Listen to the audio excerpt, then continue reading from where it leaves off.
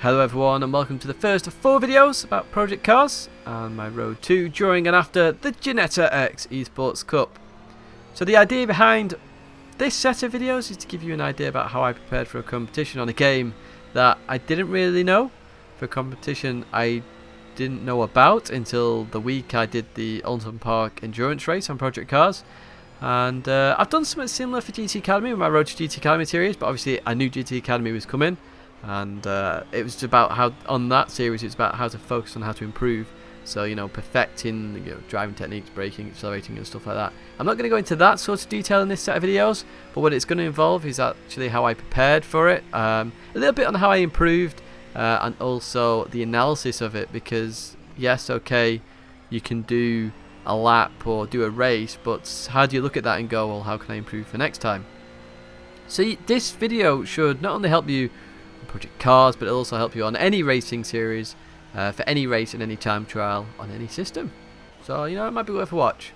So the first video, as you can tell from the title, is about the start. So the start of the competition and the time trial.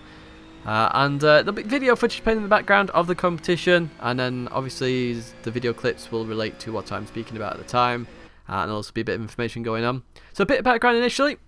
So before the competition, so that very week the competition was starting, I'd been invited to the endurance race at Alton Park by a few friends at Unreal Motorsport, and I was pretty slow initially in the McLaren MP4 12C car, GT3 car at Alton Park, built my speed up, and you can see the highlights to that in the description box below if you want to go and watch that, the highlights. It was a good race, good fun, 2-hour endurance race. So it was very interesting to watch. And before that, I'd only played against the II quickly in career mode, and I didn't get past go-karts. Basically, it's always better to race against people. I had no one to race with, so I went back to GT6, as you may have noticed from the videos in the past.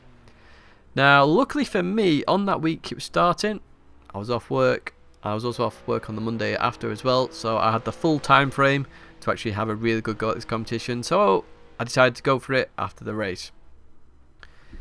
So the only thing I knew beforehand of this competition was that it was going to be on Snetterton, based on what the website. And in hindsight, I do wish I'd had a practice on Snetterton before I started, because I've not raced it since Taka 2. What a classic game that is! You know, it's changed completely from then to now. So I didn't know the track. I didn't know the car either, and I also didn't really know the physics fully of the game, to be honest with you. And even more, on top of that, I had a dodgy wheel which was working temporarily. As you might know now, I'm on a G29. I did have a T300 RS, but that was really messing up. Different force feedbacks constantly, nothing was ever the same. So it made this time trial and the racing pretty difficult. So, you know, let's begin with what I'm going to say and how to go about this time trial, really. You know, for someone who's got zero experience of a game with this competition on, what do I do? So the first thing is preparation. So as you can see now, well, I've mentioned in hindsight, I wish I'd learned Snetterton. But other than that, I knew the schedule I had. So I knew I was off. What should I do in my time? So this is a similar sort of situation to when I first did GT Academy 2011, when I was at university. I planned 4 1-hour sessions throughout the day. You can't go at it 100% all the time. It's impossible. So I planned Friday midday, Friday evening, Friday night, and then Saturday morning, afternoon, evening and night. So, you know, 4 1-hour sessions, and I kept to them to the most part. Some of them I extended, but I said this in the past as well, long sessions do not work. So for example, on my Saturday night, my long sessions didn't work, and you can see I got frustrated. You know, it's not always good with the best drivers in the world. You will get lots of bad as well, because you're trying to perfect a lap, remember, and no lap is truly perfect. So just to give you an idea about what happened in those sessions, you know, each of those sessions, here's what actually happened. And I'd try and give myself a target each time of what I wanted to do. So Friday midday, I was just trying the combo linear track. I don't really have any footage of that because I was just learning. You know, after that session, it's like, am I really going to do this? But I'll get onto that a little bit later. Friday evening, I was learning the car a bit more, and then it's experiment. I'll get onto experiment in a little bit, and then obviously by Friday night, I want a target lap of 152. Bear in mind that rank 1s were already in the low 51s. That's way off the pace. And I did start in the 156s. So I had to get 5 seconds down. I did get into the 152s, as you can see. And then I started with on Saturday morning about how to improve the sectors. I'd learnt the combo, I'd learnt the car. How can I improve? And I've always said this in the past. You know, look at each sector individually. So I said sector 1 improvement, then sector 2, continue sector 2 because it's a bit longer than sector 1. And then on Saturday night I went for consistency. Of course, if you learn 2 sectors, you've got to really get consistent at being fast in those sectors. So that was the aim, but I stayed on a bit longer than I wanted to. And then Sunday morning, sector 3 improvement. That was my final area I needed to improve. And then after that, it's all about refinement and pushing your lap to the limit. And only one of those on the schedule I didn't do, which was Sunday night. I think there was a live stream of a tournament going on somewhere, so I decided to watch that and just have a break. It's always nice to have a break. Sometimes you'll feel that your schedule, you shouldn't have a break.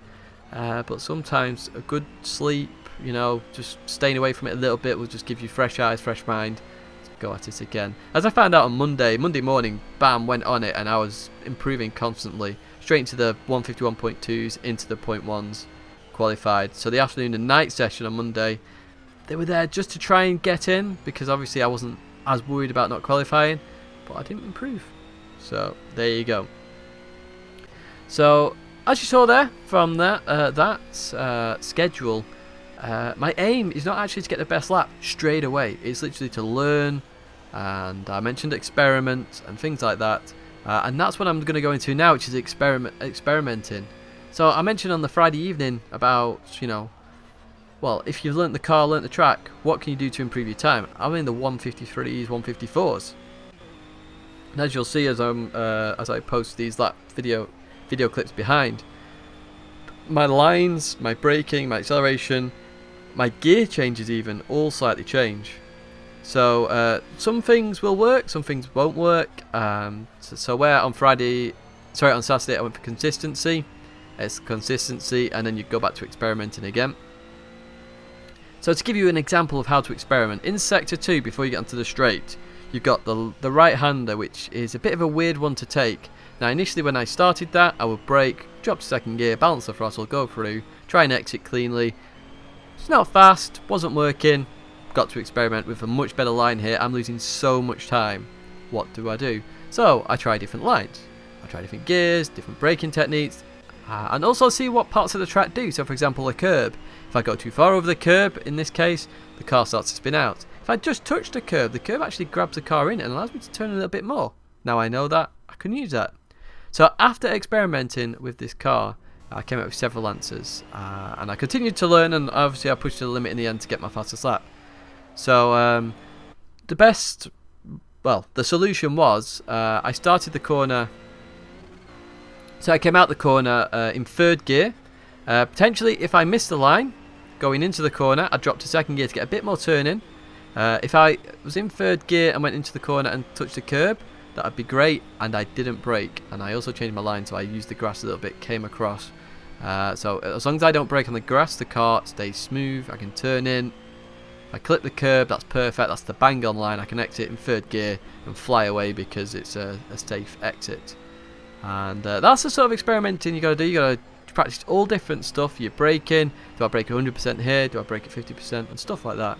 And you will soon pick up the key things that you need to perfect the lap. And when you experiment in one corner, it will help with all your all other parts of the lap.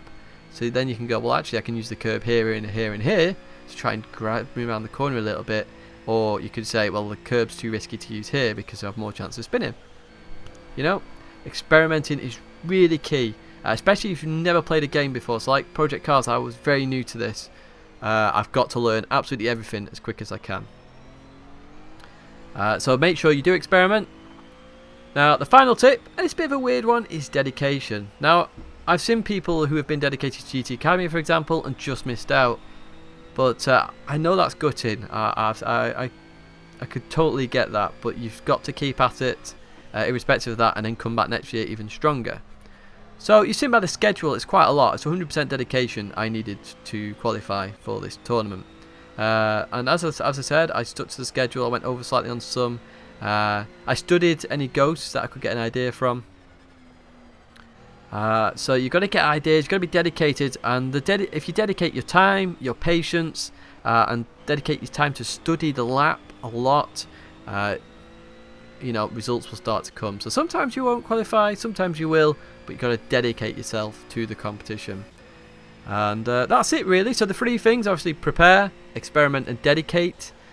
So prepare, you know, for your schedule ahead, where you're going to play, when you're going to not play, and things like that.